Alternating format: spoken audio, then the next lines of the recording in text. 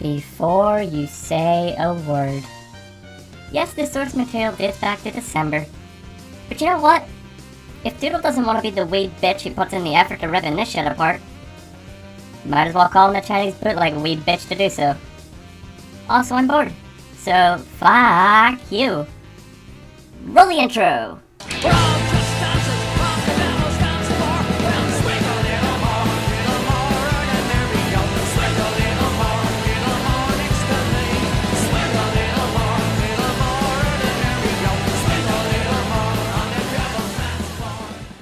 Hey guys, it's Kurumitoa here. So today we'll be covering Blasty, aka Umbrus, and the video we're hitting is a commentary on blazing larvesta. Damn it! I left my white armor in the wash. Fuck it, let's Leroy Jenkins into this shit anyway! La di di di da. Oh no, a car. Shoot, now I am in Kill Land. It was bound to happen at some point. Well yeah, obviously, given that it's become the most overused cliche to be used in the CC, and doing anything else is too much work. I mean, apparently so was trying to emote in this opening skit. I'm gonna just cut away from this before me and the audience collectively commit suicide right about now. So, this is a rather unusual scenario we have here. Today, I'm doing a commentary on a Halloween top 10 made by none other than famed gaming YouTuber Pro Jared. So at first I thought you said fake, but then I realized it was fame. You need to fix your mic quality, as this will actually be important in a later interjection I'll actually make. I think you might need to fix your ears, because I heard him just fine. Legit, how you heard fake in this clip is beyond me. But you know what? Even if somehow this was actually the case, even if it did sound like he said fake, his mic quality wouldn't be the issue to point out here. That would be his ability to enunciate, which again, is fine here.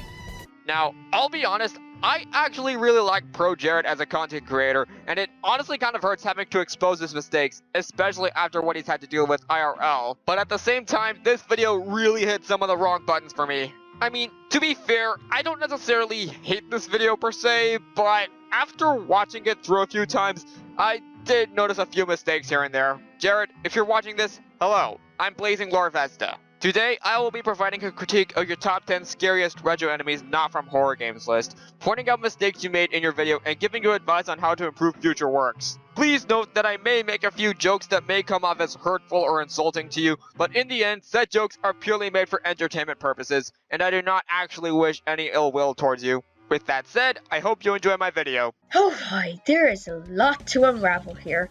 First of all, did you give us an abridged version of this in your disclaimer? And second of all, this goes on for way too long. All of this was unnecessary padding. Also, why are you acting like Jared is going to watch this? Hate to crush your dreams, buddy, but a YouTuber as big as Jared is likely will not even watch this. Funny. You mentioned padding. And look what you're doing with this useless third point that didn't need to be here. At least with the point on the disclaimer, sure, I can see where you're coming from. And the point on the length of the segment, sure, okay. But this third point could have been cut out and nothing would be lost here.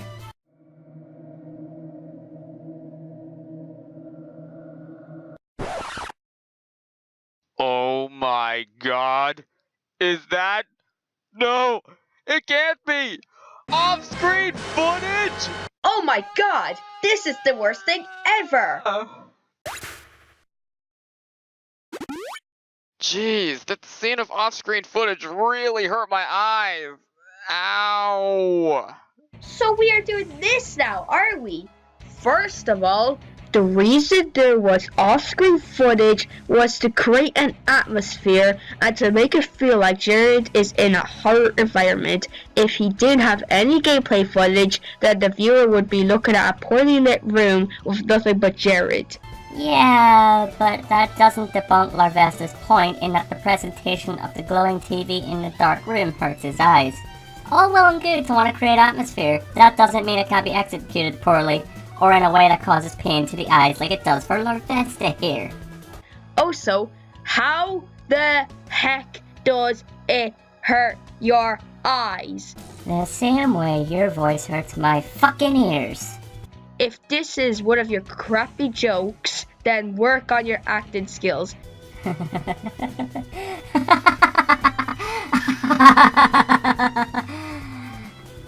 You don't want that door to open. It is impossible to tell at times when you are joking. I can only name a handful of horror games that have genuinely terrified me over the years.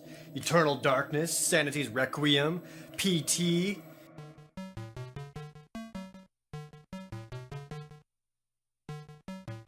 But you know what was way scarier? Pixels. None of this polygon What was the point of that? Like, really, you could keep your original videos curse words in. An example of this is Jonah. He did beep out the curse words when he covered the Dark Commentator, so why? And this isn't even in Jared's video. He just said bullcrap, which, mind you, isn't really a curse word. I mean, honestly, it could be for any damn reason at this point. But more importantly, I love how you don't play any clips of Jared's original video, or Jonah's for that matter, to back up your claims. But even better than that, this entire point's nitpicking, you damn well know it. back when imagination was used to fill the void, and it was gruesome. You say, as you cite 2 polygon-based games and no pixel games that scared you? Double standards are the best. A rule or principle which is unfairly applied in different ways to different people or groups. Sorry, but how does Jared listed 2 games that don't have sprites make him have double standards? On top of that, Eternal Darkness and PT, RIP by the way, were just examples of games that Jared got spooked by. The definition of double standards didn't help your point here, so that was beyond useless to read off. Secondly, if Jared is saying polygon-based games aren't what scares him, and that pixel-based ones are, after listing 2 polygon-based games as games that scare him, that's more of a contradiction than a double standard. Something you failed to point out, by the way.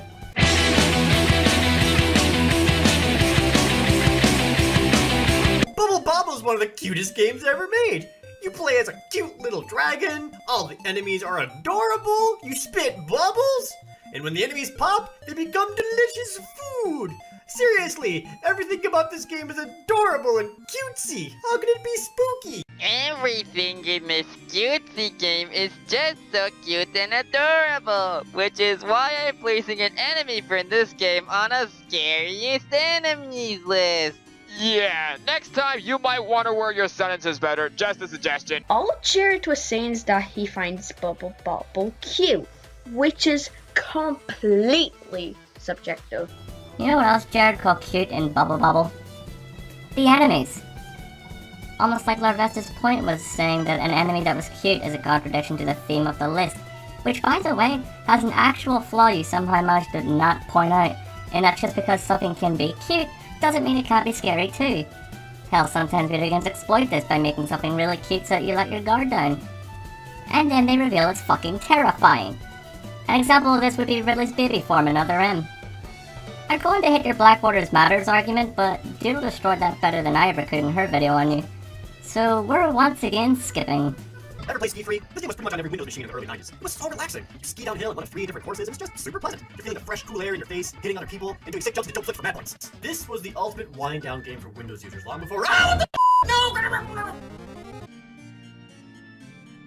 Okay, what makes this Yeti enemy scary? Honestly, Jared, making a speaks for itself segment like this is probably the laziest thing you can do in a countdown. Segments like these don't explain why a segment is on a countdown, leaving viewers confused as to what in the world happened. Not only that, but in this case, the footage you show really doesn't do a good job at explaining why the Yeti is scary either, as it just shows the monster, who looks like something straight out of a 3-year-old's trying no less, chasing after your character and gobbling them up. And while, yes, that is admittedly a little unnerving, the footage shown just makes the Yeti come off as a random jump scare. Jump scare. Jump scare. Well, there you have it, folks. He just said it would come off as a random jump scare.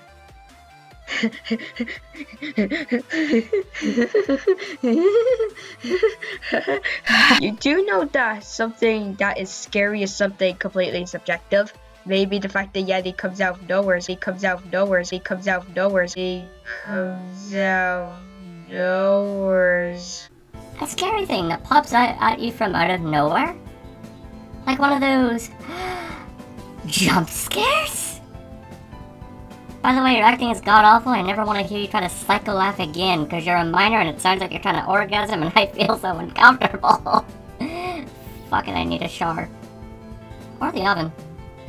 Whichever cleans me of this gross shit faster. Much of a Sonic fan these days, but I certainly enjoyed his original games on the Genesis, Sonic 2 in particular. This entry isn't so much a single enemy, but it's probably the most terrifying thing any Sonic player has ever had to deal with. Imagine it. You're Sonic, you're sprinting forward, going fast, Tails is worthless, having a good time. And then, bloop, there it is. The water. Oh, now we're doing this. Jared, real talk. Why did you break your own rules? What even was that? Like, seriously, it was almost impossible to make out what you were saying. The filter made you very hard to hear. In case you didn't know what he said, "Why did you break your own rules?" Thanks Stylistic Snake for telling me that, by the way. Anyways, the water is one of Sonic's worst enemies. If you don't get out of the water in time, so long, Abe Sonic, you are dead. Yeah, cool, except the water's not sentient, so it can't be considered an enemy in the same way that the rest of the entries on this list are. And seriously, you clearly said in your intro that you were talking about scary video game enemies, not hazards. And you left in the clip that basically debunks your entire argument. GG, dipshit. This entry isn't so much a single enemy, but it's probably the most terrifying thing any Sonic player has ever had to deal with. That does not validate your point in the slightest. Honestly, it kind of goes back to your worst games of 2012 and 2015 lists, where you placed an entire company on said lists when they shouldn't even have been qualified in the first place either. You know something funny? Sometimes countdown makers like to trick the viewers into thinking the list will stick to the criteria, while at one point they put something that doesn't quite match their criteria. Jared did that with Konami because of their shitty business practices. Jesus Christ. Just because some content makers do this doesn't mean it doesn't go in fact against the entire premise of their video topic. Water is not an in-game enemy, and Konami, the company itself, is not a video game. This is not rocket science, child.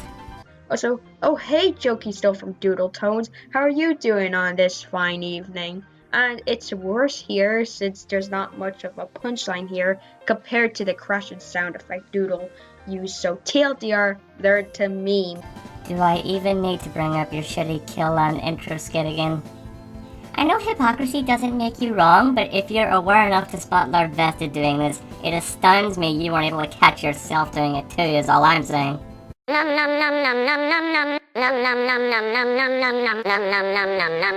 So, larvesta, I've been meaning to hit you for quite a bit now. Originally this was going to be a commentary on his video on Phantom N, but then I found this on Keyblade Master's Discord server and decided to go for this one instead. Please work on your presentation. TV is a nice idea, but too bad it looks like it barely escaped the hydraulic press and just got placed into a photograph border with zero effort put into it. Now, I'm not normally the one to complain about this, but you have so little images of larvesta. You don't even have 10 or more images of larvesta. Having less than 10 images for an avatar is really not a big deal, and honestly did nothing to harm the presentation of larvesta's overall video. Now, another thing I would like to bring up is your acting. You don't put any emotion into your acting at all. I mean, neither did you, but details. And with that, we're fucking done, thank Christ. This video somehow failed to point out larvesta's actual flaws in his commentary, and it was just so fucking painful to sit through. You know what? I think it's time to live up to the stereotype. If anyone needs me, I'm gonna get a couple drinks at the bar, getting drunk as shit. See ya!